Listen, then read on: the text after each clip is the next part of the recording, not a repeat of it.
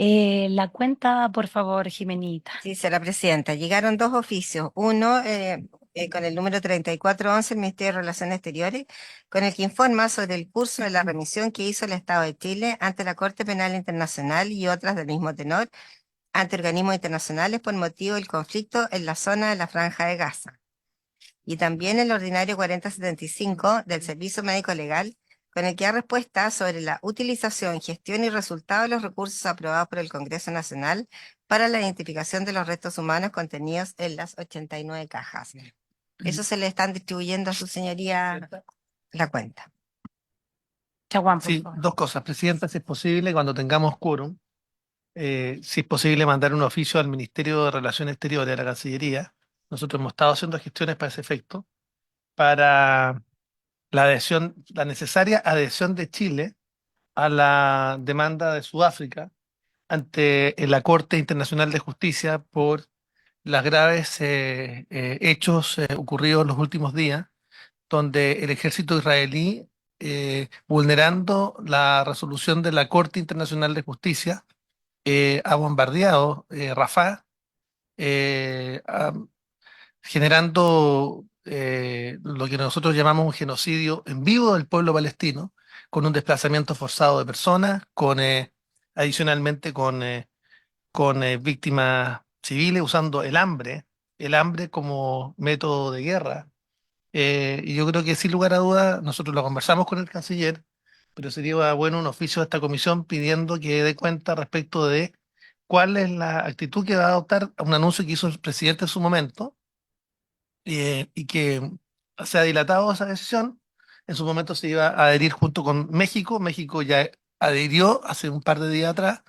Sería bueno saber cuál va a ser la posición de Chile. Esto es un tema que hemos conversado con el presidente, con el canciller, pero sería bueno un oficio de esta comisión, que es la Comisión de Derechos Humanos. Y la segunda, es muy importante que nos vengan, más allá de la respuesta que nos da el Servicio Médico Legal, es tener al Servicio Médico Legal acá para que nos dé cuenta efectivamente, más allá de lo que nos indique, cómo vamos a avanzar en la identificación de los restos humanos contenidos en las 89 cajas. Yo creo que sería muy importante que acá se diera cuenta. Es muy importante que nos den la respuesta por escrito, pero es muy importante también que estén presentes, que nos indiquen cómo se va a avanzar en esa identificación. Si le parece, Presidenta. ¿El oficio tenemos que estar todos de acuerdo o podemos tomar el acuerdo para el oficio por mayoría? ¿Mm? Ah, no está. Tenemos mayoría, sí, falta yo. ¿Se fue? No, no está acá. Ah, Está acá. Ahora tenemos mayoría, Presidenta. ya, ya. Bueno, por mayoría, entonces enviamos el oficio. ¿Sí? O sea, ¿es unanimidad los tres o alguien se pone al oficio? ¿Alguien se opone? No. ¿No? Entonces por unanimidad. Sí. Ya.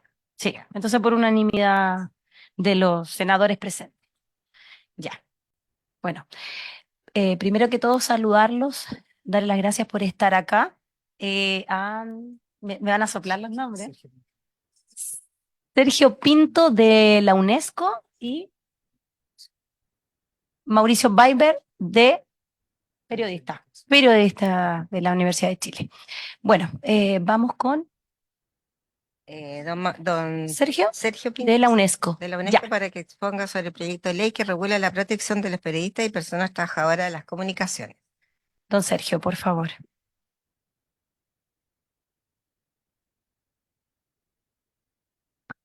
Sí, para dejar compartir. ¿Cómo acá? Sí. Buenas tardes, con su permiso, Presidenta, honorables senadores, los saludo también en nombre de nuestra directora Esther Cuich Laroche, que se encuentra por agenda fuera de Santiago. Para nosotros como UNESCO y también como parte del Sistema de Naciones Unidas, estamos muy agradecidos que nos hayan invitado en este espacio para hablar de un tema tan importante como el tema de la seguridad de los periodistas. Como ustedes saben, la UNESCO tiene el mandato de Naciones Unidas de educación, cultura, ciencias, pero también tiene de comunicación e información.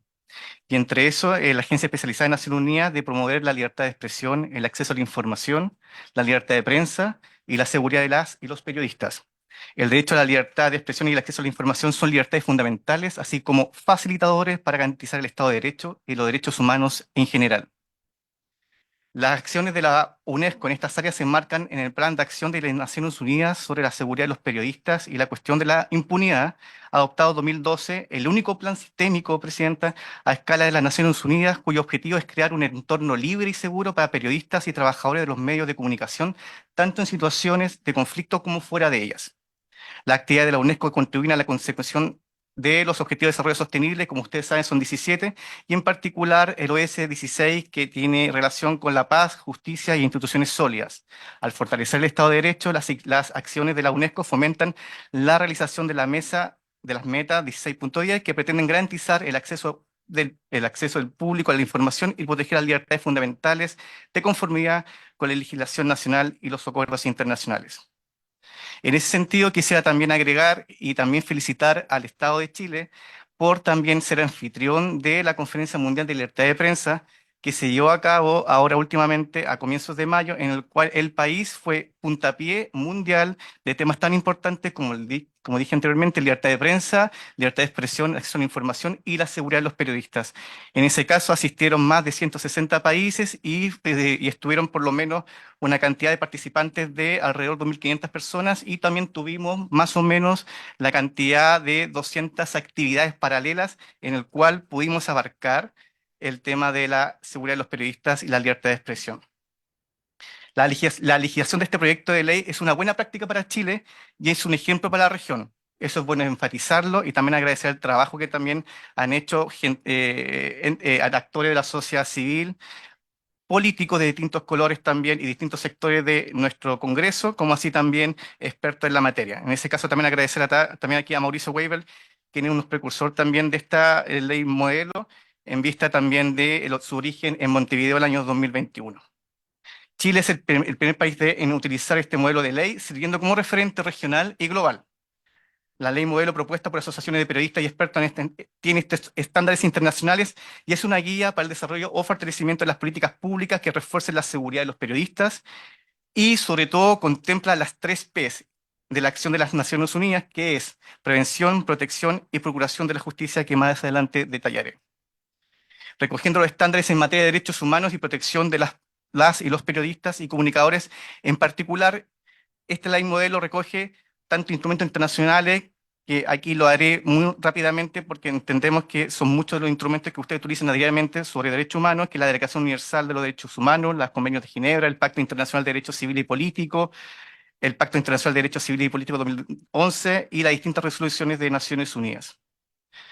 Las tendencias, ¿por qué es importante esta ley modelo en particular o este proyecto de ley? Porque hay un diagnóstico que nos hace tener la urgencia de tomar medidas con relación al ejercicio del periodismo y de que la gente tenga el acceso a la información de forma pertinente y veraz. En América Latina y el Caribe es la región que enfrenta los niveles más altos de violencia contra periodistas del mundo. Entre los años 2021 y 2023, señora Presidenta y honorables senadores, 75 periodistas fueron asesinados. Incluso 2022 fue el año más mortal para la prensa en esta área del planeta, según advirtió el informe anual de la Relatoría Especial sobre la Libertad de Expresión de la Comisión Interamericana de Derechos Humanos. A eso agregar también, como señaló el senador Chaguán, se sumó también el tema de en Gaza a nivel mundial, donde las últimas semanas por lo menos se registran alrededor de 100 periodistas que han muerto cubriendo el conflicto, en el cual también cuando realizamos también en la conferencia de libertad de prensa, se premió con el premio Guillermo Cano al sindicato de periodistas también palestinos. La constancia y aumento de los ataques contra la prensa constituye una amenaza para los sistemas democráticos y para el logro general de la Agenda 2030, en especial en materia de libertad de expresión, y esta violencia ha empujado a periodistas y sus familias a huir de sus países. Eso sobre todo en países de Centroamérica, según una encuesta de ONG Voces del Sur, solo entre el 2022 y el 2023, al menos 205 periodistas latinoamericanos y caribeños fueron forzados al exilio. Los datos hablan por sí solos, los datos mundiales de la UNESCO, más de 1.400 periodistas han sido asesinados entre el 2006 y 2023 y cerca de 9 cada 10 de estos casos siguen sin resolver judicialmente y ahí estamos hablando del tema de la impunidad. Aunque sigue siendo inaceptable la alta impunidad por los crímenes cometidos contra el periodista, ha disminuido continuamente a un 95% en 2013 al 86% en el 2022. Los periodistas también son objeto de innumerables amenazas, señora presidenta, que van desde secuestros, torturas y otras agresiones físicas hasta acoso, especialmente en la esfera digital. La UNESCO registró ataques como contra periodistas en relación a la cobertura de protestas, como también cubriendo elecciones en el mundo. Por ejemplo, entre enero de 2019 y junio de 2022, 759 periodistas y profesionales de los medios fueron atacados, 42 de los cuales fueron atacados por agentes del orden. En el caso de Chile, nosotros tenemos un programa internacional para el desarrollo de la comunicación donde el Observatorio del Derecho a la Comunicación elaboró un informe al respecto en el cual señala que entre el 2019 y el 2022 se cometieron 426 vulneraciones a los periodistas y trabajadores de las comunicaciones. Las tendencias globales también son muy importantes en vista también que para Naciones Unidas esto ha sido un problema constantemente en vista del boom tecnológico que hemos tenido actualmente, en el cual contempla que la violencia de género contra las mujeres periodistas, tanto en línea como fuera de línea, es un desafío importante. Las mujeres periodistas enfrentan amenazas específicas que van desde el acoso sexual en línea hasta la violencia física. Sin ir más lejos, la UNESCO lanzó un estudio en el año 2022 en el cual fue una encuesta a más de 900 periodistas de 125 países, en el cual tiene, lamentablemente, la cifra de que el 73% de las mujeres periodistas encuestadas han sufrido violencia en línea. La violencia de género es un desafío importante para todos los quienes trabajan en la esfera pública. Los siguientes temas son los más asociados al ataque en línea contra las mujeres, por ejemplo, cuando abordan temas de género, política de selecciones y derechos humanos y política social. Cuando hablamos que a la hora de cómo podemos prevenir y cómo también podemos también fortalecer los derechos y el cuidado también que tenemos con los periodistas, y hablamos de las 3 Ps de Naciones Unidas, está el tema de la prevención, y la ley marco también contempla en cuanto a que la prevención implica el establecimiento de mecanismos de evaluación de amenazas, adopción de un discurso público que contribuya a prevenir la violencia, la garantía de acceso a la información. La protección tiene relación con la garantía de protección a periodistas y sus familias, como también la creación de una plataforma de información por el Instituto Nacional de Derechos Humanos. Y la Procuración de la Justicia tiene relación con la obligatoriedad de realizar investigaciones eficaces y sancionadas y con sanciones proporcionales, y como también la protección específica de las mujeres periodistas, como anteriormente hemos señalado. La UNESCO y Naciones Unidas trabajan para promover la libertad de expresión y la seguridad de los periodistas en distintos ámbitos, tanto en normas y estándares globales, en este caso incluir las resoluciones de Naciones Unidas, la sensibilización también con la ciudadanía, el seguimiento y presentación de informes, como así también el tema de la investigación, la red con el mundo de la sociedad civil y también con las tomadoras de decisiones, y sobre todo también, y muchas veces desconocida, ese fortalecimiento de las capacidades, las formaciones que también hacemos alrededor del mundo.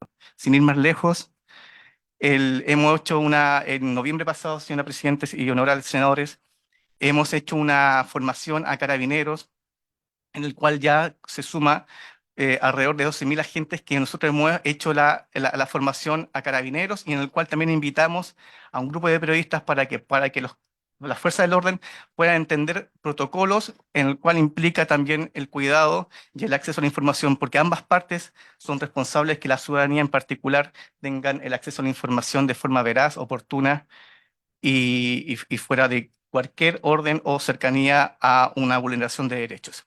Como también nosotros en la UNESCO hemos realizado también formaciones también a los agentes del Poder Judicial, en el cual, sin ir más lejos, cuando fue la conferencia de libertad de prensa el mayo pasado, en vista también de la petición del presidente de la Corte Suprema, también realizamos también una formación a jueces de la Corte Suprema, en el cual esperamos, en vista también de la buena recepción que tuvimos con el presidente de la Corte Suprema, de que esto vamos a continuar constantemente, como así también por la buena recepción que tuvimos con Carabineros, en vista de la coordinación también con el gobierno, de continuar también la formación con Carabineros para que ambas partes también tengan acceso a protocolos con relación a la seguridad de los periodistas. Con relación, señora Presidenta, a este proyecto de ley, no queremos decir también que este proyecto de ley no incorpora el mecanismo o unidad de protección de periodistas que propone la ley modelo, destinada a coordinar las acciones necesarias para actuar ante las agresiones, pero entendemos que es el estadio y es el estado actual también que implica, y sin más lejos, terminando esta presentación, sabemos que van a venir, por lo que las reuniones que hemos tenido con distintos actores de la sociedad civil, sabemos que van a entrar indicaciones al respecto. El establecimiento de mecanismos de reunión de información también son importantes sobre amenazas y agresiones contra periodistas. Por ejemplo, el enfoque multiactor de la Mesa de Seguridad de Periodistas, como que se está llevando en mayo, donde actualmente se está llevando legislación al respecto. En la actualidad no existe un espacio institucional de este tipo, lo que dificulta el diálogo entre los actores involucrados. Las organizaciones se ven obligadas a realizar reuniones ad hoc con cada institución, lo que también repercute negativamente en la coordinación interinstitucional y en cada información de la que disponen los poderes públicos. Y también nos ha incorporado, insistimos, que entendemos que es el estadio actual de la discusión, medidas recomendadas por la resolución 32/2 de 2016 del Consejo de Derechos Humanos para luchar contra la impunidad de las agresiones y la violencia contra periodistas, sobre formación de fiscales y enviando el Poder Judicial en materia de seguridad de los periodistas. Para concluir, señora presidenta y señores senadores, queremos decir que la ley modelo es un aporte útil para que a los estados a tomar medidas concretas contra los ataques de la prensa. Es fundamental intensificar los esfuerzos para proteger a los periodistas y el periodismo como bien común, contribuyendo con esto el Objetivo de Desarrollo Sostenible 16 de la Agenda 2030. ¿Cuál es el compromiso de la UNESCO también, señora presidenta? La UNESCO está comprometida con el desarrollo de iniciativas y proporcionar apoyo técnico en materia sobre protección de los periodistas. Estamos disponibles para ello. Y con relación a la implementación, esperamos que el proyecto de ley chileno, inspirado en la ley modelo, siga su curso en esta inclusión de un mecanismo de institucionalidad que es un esfuerzo inédito, pero necesario para Chile y los periodistas y trabajadores de las comunicaciones. Muchas gracias. Ay, disculpa, al otro lado. Ya. Muchas gracias. ¿Alguien quiere hacer alguna pregunta? ¿No? Ah, está solucionada. Ya. No sabía. Ya. ¿Cómo se llama? Don Mauricio, por favor. Me cuesta su apellido. Ahí estamos. Ya, Ahí está. gracias, Adelante. senador. Ya, bueno, primero que nada, dar las gracias. Efectivamente, a mí me tocó impulsar esta iniciativa junto con los relatores y relatores de libertad de expresión del sistema interamericano, junto con colegas periodistas de Centroamérica y Sudamérica, y bueno, y México también. Y efectivamente estamos trabajando este proyecto de ley en distintos países, ¿no? Me tocó reunirme con el gobierno de México, lo estamos trabajando en Paraguay, está avanzando la iniciativa en Brasil, pero esperamos que Chile pueda ser el primer país en América y en el mundo en aprobar una ley de protección a periodistas bajo estándares internacionales.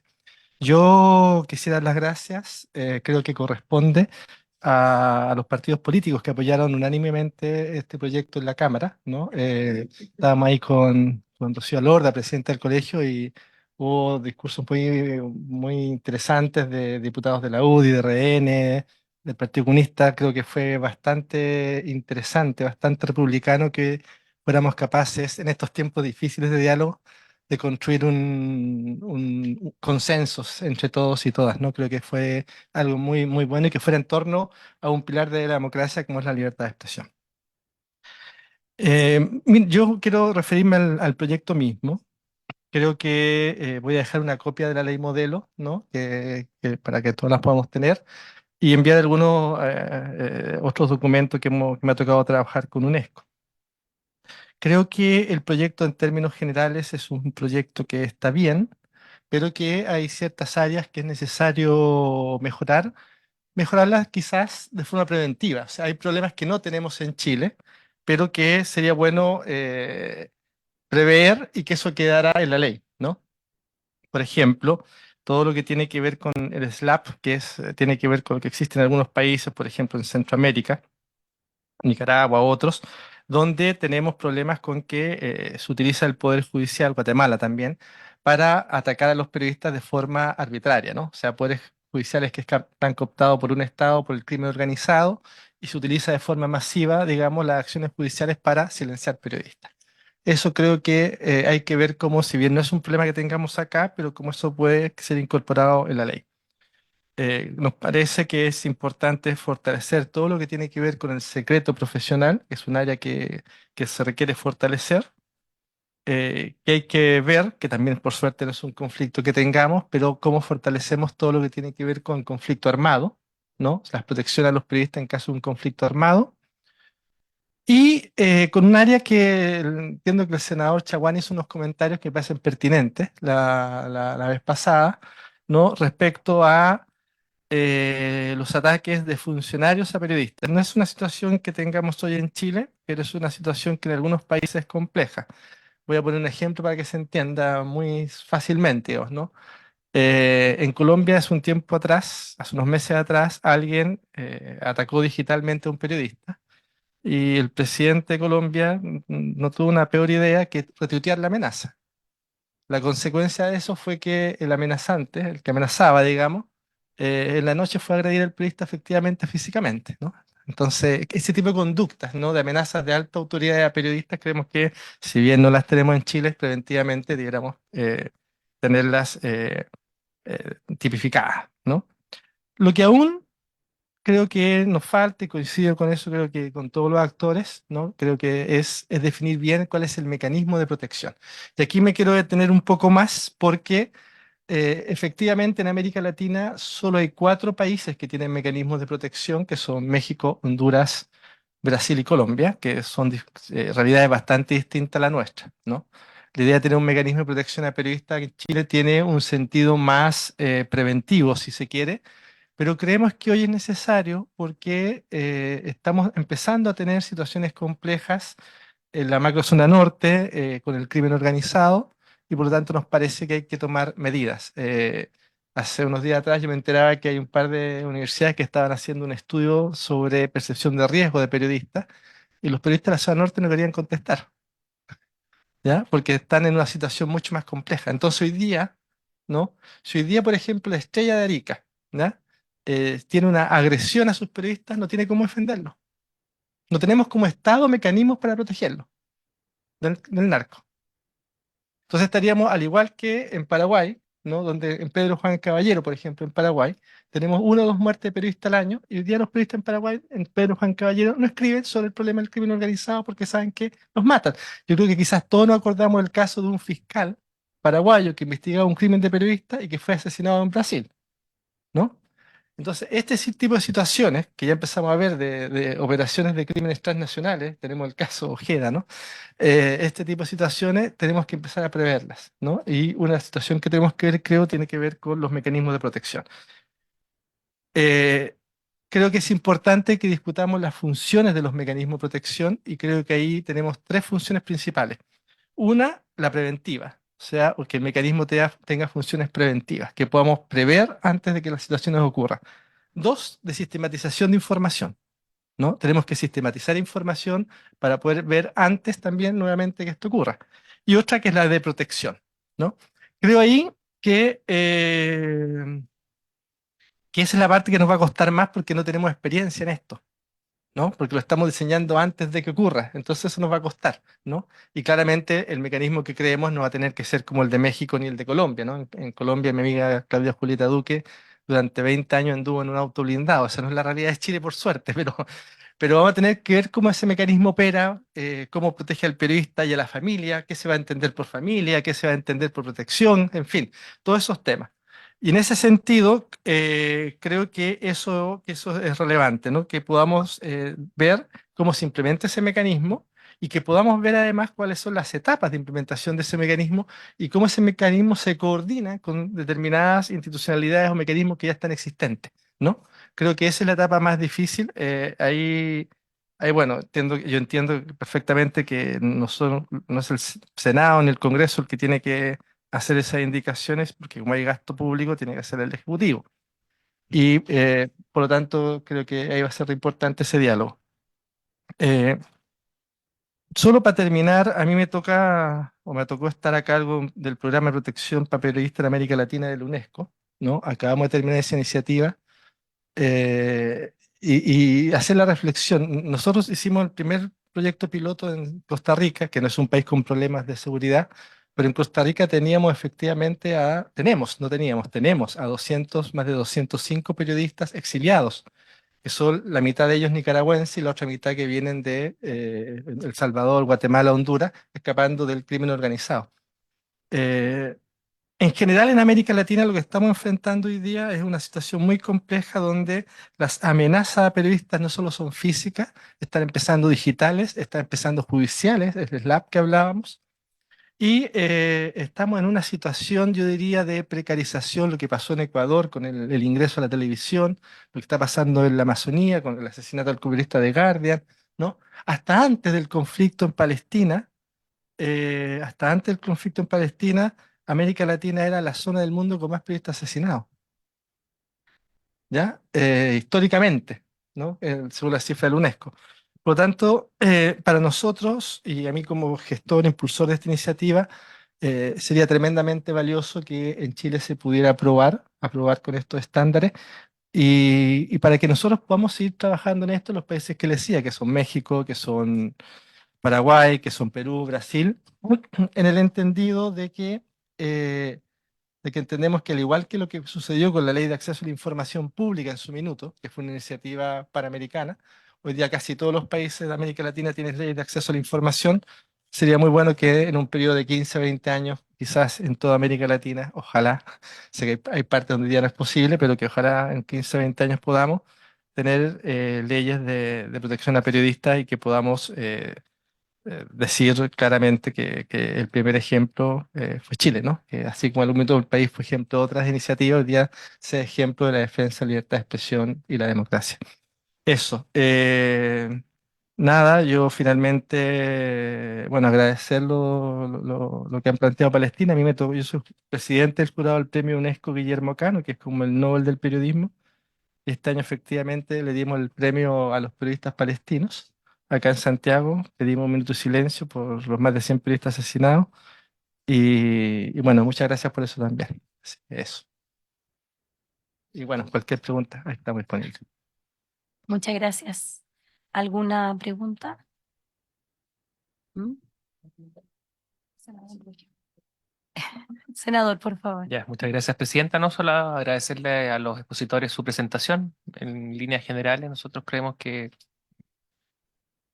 tenemos una posición favorable, una votación en general. Después, en particular, habrá que revisar con más precisión los detalles. eh, pero en función de lo hoy día presentado y lo que hemos trabajado este proyecto, en general tenemos un buen acercamiento al respecto. ¿Mm? Eso, y solo, bueno, agregar como comentario adicional, en lo personal estimo que parte parte de las amenazas o de las cobardes amenazas que se sufren hoy día, ya sea en materia digital o en el mundo presencial, tiene que ver con el anonimato. No sé si lo vamos a abordar en este proyecto, pero es la capucha en el fondo. Todavía en materia digital hay mucha capucha y claro, pues sale gratis amenazar a alguien de muerte o agredirlo cobardemente si es que no se puede identificar fehacientemente quién es el que está detrás de ese cobarde anonimato, ¿no? En el mundo presencial es un poco lo mismo, ¿no? Pero bueno, el tema de la capucha presencial o digital, hoy día no lo vamos a abordar en este proyecto probablemente, pero me parece que en otro frente, ojalá en algún minuto podamos avanzar en eso. Gracias, presidente. ¿Alguien más que hable? Ya. Entonces, ¿estamos? ¿No?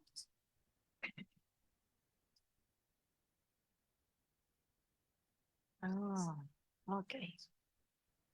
Ah, ya. Bueno, ya. Bueno, yo quisiera saludar y agradecer a la comisión que estuvo presente en la comisión especial que hicimos en Arica, Jimenita, Javier, senadores que fueron representados también por los otros senadores que cumplieron, que estuvieron con nosotros, que escucharon y la verdad fue, creo que la comisión fue exitosa.